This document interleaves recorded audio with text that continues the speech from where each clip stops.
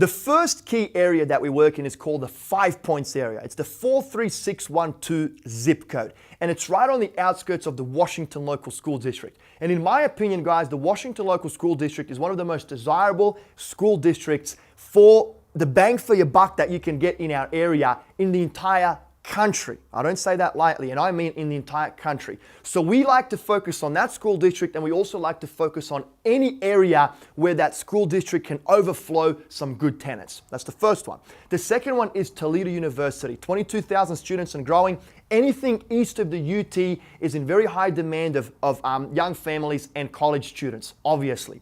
The third pocket that we like to focus on, guys, is the Jeep factory and the GM powertrain. Homes built in the 50s and 60s, 2-bedroom, 1-bathroom homes. They're cookie cutter properties. There's a high demand there. People want to live close to where they work to, right?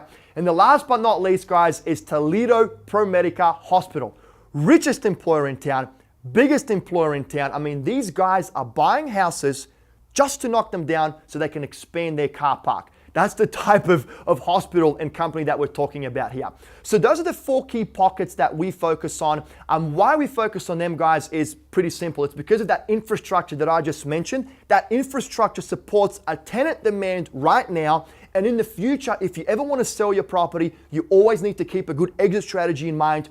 I believe that one day, once the credit crisis loosens up, a lot of these folks that are currently your tenants, they will also be homeowners. Why? Is because they were homeowners before the global financial crisis. So Ohio Cashflow focuses on areas that were predominantly owner-occupied before the GFC, that are currently 50% investor-owned, 50% owner-occupied, have a great exit strategy, offer a great cash flow, and have infrastructure supporting a tenant demand and homeowner demand.